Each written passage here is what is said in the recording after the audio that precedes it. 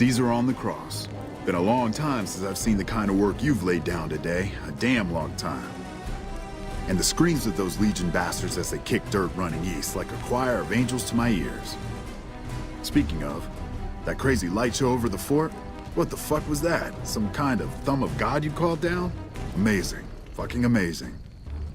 Could use 100 of you. Just scatter you over the east like jacks. Give those plum fucks the what for. Vegas? What, the families? Or house?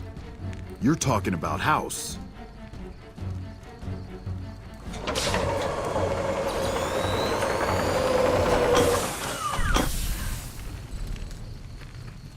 What is this Brahmin shit? I'm not getting the feeling we're all about to sing Kumbaya here. What the hell are you talking about? What is this? The free economic zone of New Vegas? What the hell does that mean? Oh, wait, here we go. Demands NCR's immediate withdrawal. Withdraw? Like fucking hell we're withdrawing. We just held the dam. We didn't do it to let it go. This paper of yours isn't fit to wipe my ass. If you think after all that's happened, I'm going to grab my ankles and take it like the Legion.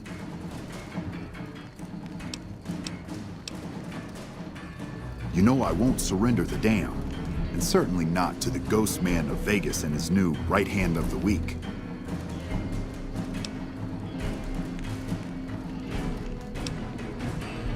We held this place for years. Kicked one-legged out of here so hard Caesar burned him to a crisp.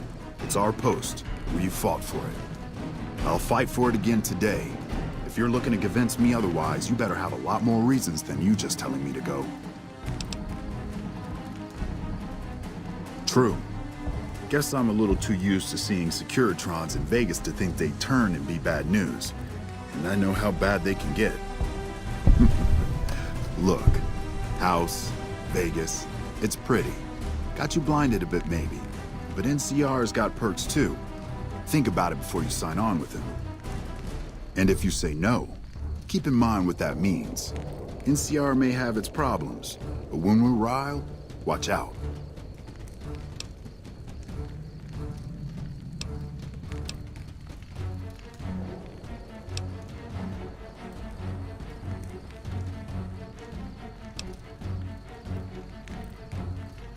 Well, at least I can talk to you unlike that bastard Caesar and his plate-faced general.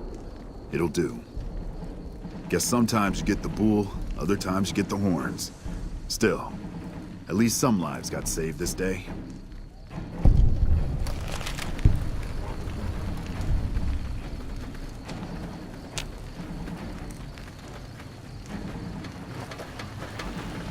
You know, I've had thousands of employees in my time. Few met my expectations. Fewer still surpassed them. Your performance has been nothing short of spectacular. If I have need for a specialist of your stripe again, I'll know just where to turn. Back to Vegas, shall we? I really should do something about that monorail with all the new resources at hand. I can make sure it not only runs, but runs on time. Always bothered me, the imprecision. No need to worry about the General, by the way. He'll be held responsible, publicly disgraced. 36.5% probability of suicide, by my estimate. Kimball won't be able to save him. He'll be too busy getting thrown out of office. But less than a 3% chance of suicide, mind you. Vegas might see a dip in revenue for a few months, half a year. But soon enough, the tourists and their money will be pouring in. Vegas will be a shining jewel in the middle of the desert, an oasis of light, a beacon to show mankind the way to the stars. This is just the start, you see. This is where it all begins.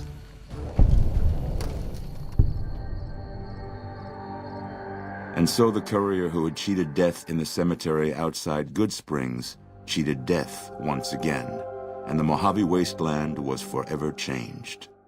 Mr. House's Securitron army took control of Hoover Dam and the Strip, pushing both the Legion and the exhausted NCR out of New Vegas. Mr. House continued to run New Vegas his way, a despotic vision of pre-war glory. The streets were orderly, efficient, cold. New Vegas continued to be the sole place in the wasteland where fortunes were won and lost in the blink of an eye. The Courier, fair and kind-hearted to those in the wasteland, ensured that Mr. House would keep New Vegas stable and secure for future generations.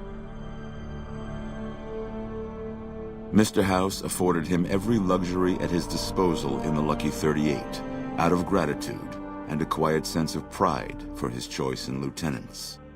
Tabitha and Rhonda went east, through Caesar's Land. Occasionally, tales of their exploits found their way back west, though few believed them. Eventually, the stories concerning the duo were collected and published, and proved to be quite popular with children. Still grappling with self-doubt over his usefulness in the face of old age, Raoul was never able to find peace with himself. Eventually, he left the Mojave and assumed a new name, as he had done so many times before. Mr. House showed little interest on the Boomers, who eventually began venturing out to Nellis to meet and trade with travelers. Buried beneath tons of rubble, the Mojave chapter of the Brotherhood of Steel was no more. Those few who were outside the Hidden Valley bunker when it was destroyed settled into new lives, or headed west to find a new chapter to join. The Fiends staged an attack against Camp McCarran during the Second Battle of Hoover Dam. During the NCR's retreat, the Fiends overwhelmed many of the troopers before Mr. House's Securitrons could deal with them. After Mr. House gained control of New Vegas, he sent a Securitron to Goodsprings as a token of appreciation for helping the Courier. Victor was a mixed blessing, however, as he continually monitored the town for Mr. House. Cass lived to see Hoover Dam in its old world glory, humming with power the likes of which the Mojave had never seen. Vegas burned brighter than ever. Securitrons filled the streets, and Cass's heart skipped, just a little. Her last words were to the dam and to herself. We were going full speed ahead, but facing backwards the whole time. Thanks to the Courier and Lily, a cure for the Nightkin's schizophrenia was found shortly after Dr. Henry's experiment concluded. Nightkin and other super mutants in the wasteland flocked to Jacobstown, and the town became known as a haven where a mutant could find peace. Lily continued to take her medicine at half doses, and although she remembered her grandchildren, her mind remained muddled and confused. Eventually, she parted ways with the Courier and traveled west, seeking the remnants of her past. Flush with his victory, Mr. House sent Securitrons into Freeside, thinking to increase his control over the area. When fighting broke out, the Kings fought valiantly, but were no match for the armored killing machines, and were wiped out to the last man. After Ray's brain was transplanted into Rex's cybernetic body, it took Rex some time to adjust to the old scrapyard dog's memories. Eventually, Rex's mind settled peacefully, melding his own memories with that of long travels with old Lady Gibson. Armed with a wide array of improvised explosives and stolen weapons, the Vault 19 Powder Gang tormented the Mojave Wasteland for years. Citizens of the NCR were favorite targets, and they always suffered the worst fates. Prim Slim proves to be an able-minded, if not able-bodied, sheriff for Prim. And due to his slow speed, some crooks get away without a scratch. But Prim continues to prosper under his watchful, robotic eye. And so the Courier's road came to an end, for now. In the new world of the Mojave Wasteland, fighting continued, blood was spilled, and many lived and died just as they had in the old world. Because war never changes.